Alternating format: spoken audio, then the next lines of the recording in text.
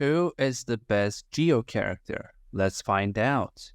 Let's start with probably everyone's first ever Geo character, Noelle. Noelle has always had an identity issue. She can be a healer, shielder, or even an on-field DPS. Her shielding and healing come from her elemental skill. Noelle creates a protective stone armor that deals geo damage on use and grants shield based on her defense. She will also heal your entire party with her normal and charge attacks that scales with her defense. Thanks to her second ascension skill, this ability's cooldown can be reduced by 1 second every 4 normal or charge attacks. Her burst deals AoE Geo damage on cast and infuses her with Geo while increasing her attack range as well. Her C2 works like a charm to her burst by decreasing the charge attack stamina consumption by 20% and increasing the charge attack damage by 15%. With her C6, we unlock her full potential as an on-field DPS. Her burst increases her attack by 50% of her defense and the duration by 1 second up to 10 seconds for each enemy killed with it. In my opinion, Noelle is like a one-man army and for that she is B+.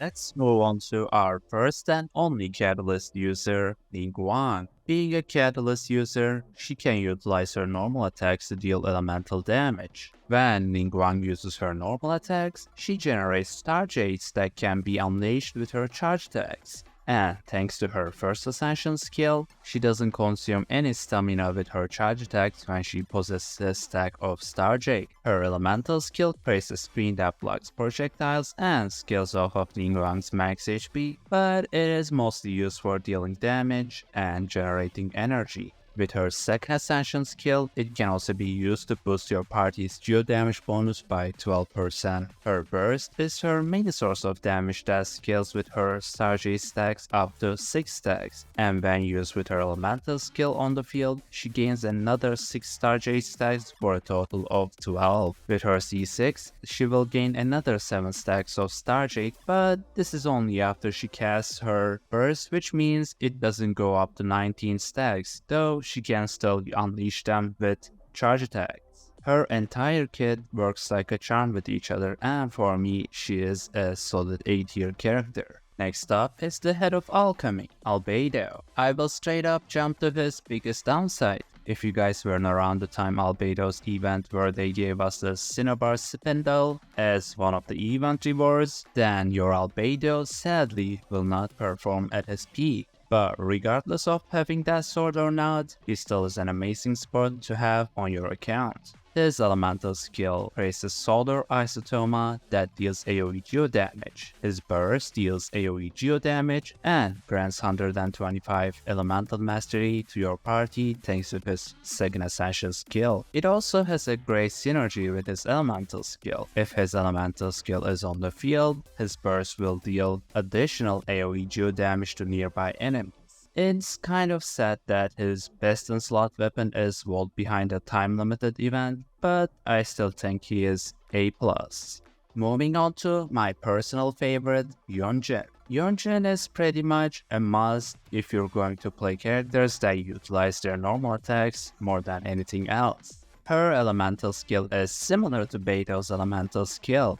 She can press to deal geo damage or hold to deal even more damage based on the number of times she is attacked. Again, similar to one of Beto's ascension skills, she can get the maxed amount of damage by counterattacking at the precise moment thanks to her first ascension skill. Her burst is what makes her an amazing spot for DPS characters that deal most of their damage with normal attacks. When used, Yunjin will deal AoE geo damage and grant the Flying Blood Flag formation buff to your active character that helps deal extra damage with their normal attacks based on Yunjin's defense. And thanks to her second ascension skill, your active character will get up to another 11.5% extra damage when there are 4 different element types in your party. With her C2, she grants another 15% extra normal attack damage while also granting 12% attack speed with her C6.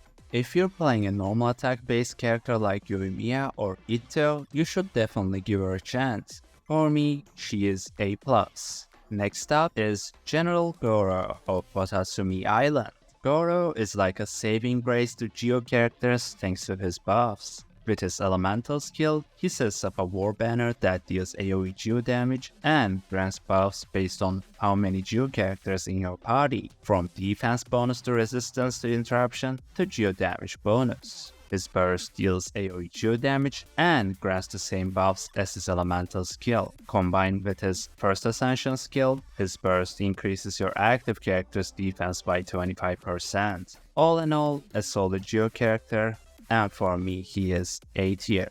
Moving on to the one and only Arataki Ito. Ito utilizes his normal and charge attacks a lot more than most characters, and he has a unique way of doing that. His second and fourth stacks of his normal attacks gives him 1 and 2 stacks of superlative strength, which he consumes with his charge attacks instead of consuming stamina.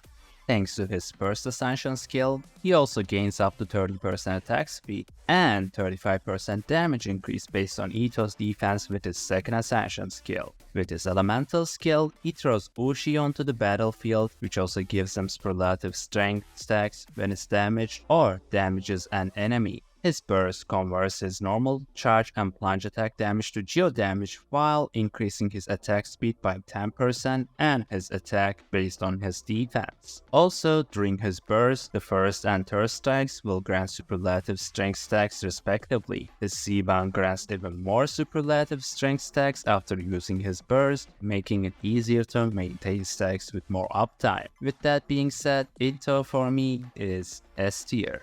Oh boy, next up is the man, the myth, the legend, none other than Zhongli, both the unstoppable force and the immovable object.